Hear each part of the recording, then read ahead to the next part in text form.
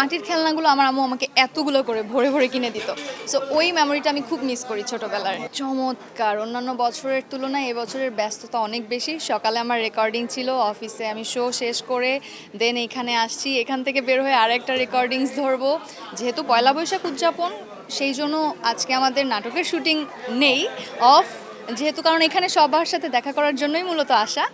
তো কিন্তু রেকর্ডিংটা থেমে নেই, আর মিউজিক্যাল শো লাইভ সব কিছুই চলতেছে, যেহেতু দুইটা ক্যারিয়ার ব্যালেন্স করতেছি। সো খুব মজা যাচ্ছে। স্যান্ডেলিনা সো, রূপচর্চায় আভিজাত্য। ভার্সিটি লাইফে আসলে পহেলা বৈশাখ একটা অন্যরকম উদযাপন হয়, যেহেতু রমনার বটমূল, চারুকলা। তো ভার্সিটি লাইফে কতটুকু এনজয় করেছিলেন? আমার ভার্সিটি লাইফ শুধু না, school life, college life, varsity life সব লাইফেই আমি পহেলা বৈশাখ নিয়ে স্পেশালি খুবই এক্সাইটেড থাকতাম, কারণ বাঙালির প্রাণের উৎসব, যেই উৎসবে সবাই এক জায়গায় হয়। পান্তা ইলিশ ভর্তা, মাথায় ফুল, হাতে চুড়ি, শাড়ি, সাজগোজ, আলতা, তবে মানে অ্যামেজিং, আর কি বলার আছে। এসে আপু, যদি বলি 31st night, Valentine's day and নববর্ষ, তিনটা উৎসবের মধ্যে বেছে নিয়ে সবচেয়ে বেস্ট কোনটা? নববর্ষ।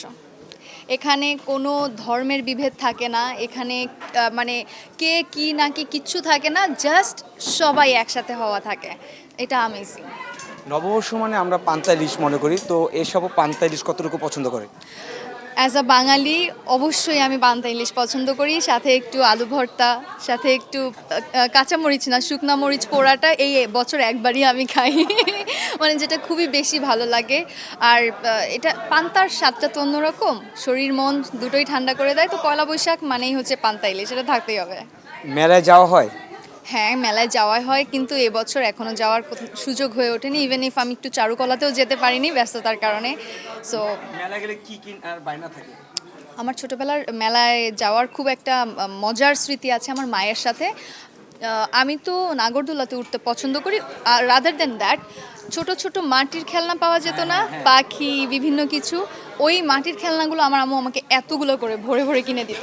সো ওই মেমোরিটা আমি খুব মিস করি ছোটোবেলার।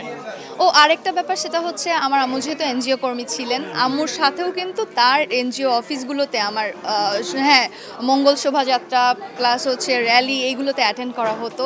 তো ওই সময়গুলো মানে ভীষণ সুন্দর কাটতো।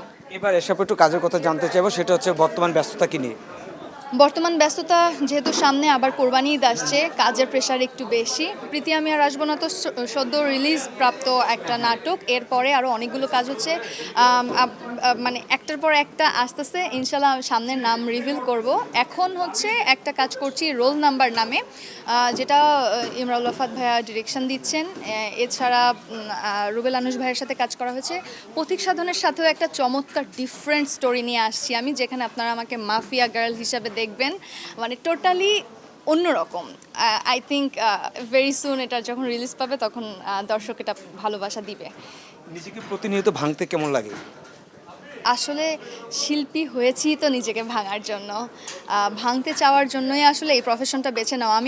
আমাদের জীবন তো একটা, এক জীবনে আমার স্বপ্ন ছিল আমি হচ্ছে পাইলট হব, হয়নি। ডিফেন্সে যাব, আমার ফ্যামিলি আমাকে যেতে দেয়নি, যেহেতু আমি এক মেয়ে, মানে আমি আমার ফ্যামিলির একমাত্র সন্তান, আমার ফ্যামিলি যেতে দেয়নি। কিন্তু আমার তো ইচ্ছা আছে যে আমি এখনও পাইলট হব, এখনও আমি সেই আর্মি অফিসারের ওই একটা রোল প্লে করব বা ডিফেন্সের রোল প্লে করব। এছাড়া আরও অনেক মানে এখন ধরেন আমি সাংবাদিকতার বা উপস্থাপনার সাথে আছি, এটা ডিফারেন্ট ডিফারেন্ট ক্যারেক্টার আপনি একটা জায়গাতেই প্লে করতে পারবেন, সেটা হচ্ছে অভিনয়। আর সেই অভিনয় দিয়েই আমি আমার এক জীবনে অনেকগুলো জীবন যাপন করতে চাই।